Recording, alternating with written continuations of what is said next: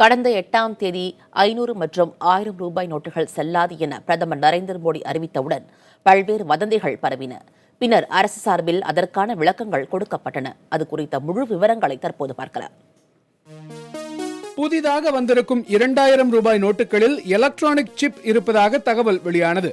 இதன் மூலமாக 120 மீட்டர் ஆழத்திற்கு நோட்டுகளை பதுக்கி வைத்தாலும் ஜிபிஎஸ் மூலமாக அவற்றை கண்டறிந்து விடலாம் என்ற தகவலும் பரவியது. பிறகு இது போன்ற சிப் எதுவும் இல்லை என்று ஆர்பிஐ விளக்கமளித்தது. இது வதந்தி என்று தெரியாமல் பாரதிய ஜனதாவை சேர்ந்த எஸ்.வி. சேகர் ஜிபிஎஸ் சிப் புதிய நோட்டுகளில் இருக்கிறது என்றும் இதன் நன்மைகள் என்ன என்றும் அவரே வீடியோ வெளியிட, பின்னர் நிதியமைச்சர் அருண்ஜேட்லியே வதந்தி பரப்புவோர் மீது கடும் நடவடிக்கை எடுக்கப்படும் என்றும் அறிவித்தார். புதிய 2000 ரூபாய் நோட்டுகள் நீரில் பட்டால் சாயம் போவதாக தகவல் வெளியானது. பின்னர் இதுவும் வதந்தி என்று தெரிய வந்தது. புதிய 10 ரூபாய், 20 ரூபாய், 50 ரூபாய் மற்றும் 100 ரூபாய் நோட்டுகள் வந்திருப்பதாகவும் அவற்றில் ராஜீவ்காந்தி, சுபாஷ் சந்திர போஸ் ஆகியோர் படங்களுடன் இந்த விதத்திலான நோட்டுகள் வெளிவந்திருப்பதாகவும் தகவல் பரவியது. பின்னர் இதுவும் வதந்தி என்று தெரிய வந்தது. புதியதாக அச்சிடப்பட்ட 500 ரூபாய் நோட்டுகளை சிலர் பதுக்கிவிட்டதால் தான் அது மக்களுக்கு கிடைக்கவில்லை என்றார்கள்.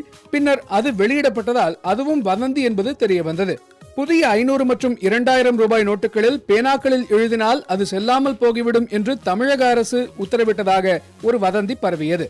இதுவும் வதந்தி என்பது பின்னர் தெரிய வந்தது. 2.5 லட்சம் ரூபாய்க்கும் மேல் வங்கிகளில் டெபாசிட் செய்பவர்களுக்கு 200% அபராத வரி என்றவுடன் ஒருவர் 3 லட்சம் ரூபாய் கூடுதலாக செலுத்தினால் 6 லட்சம் ரூபாய் வரியாக செலுத்த வேண்டும் என்ற வதந்தி கிளம்பியது. 200% அபராதம் என்று சொன்னதால் டெபாசிட் செய்யும் பணத்தோடு கூடுதலாக வரிப்பணம் செலுத்த வேண்டும் என்பதால் சிலர் பணத்தை குப்பை தொட்டியில் போட்டுவிட்டார்கள். ஆனால் அதுவும் வதந்தி. பழைய நோட்டுகள் செல்லாமல் போனதால் உப்பு விலை கடுமையாக உயர்ந்தது. பின்னர் அதற்கும் இதற்கும் சம்பந்தம் இல்லை என்று மத்திய அரசு விளக்கம் கொடுத்தது.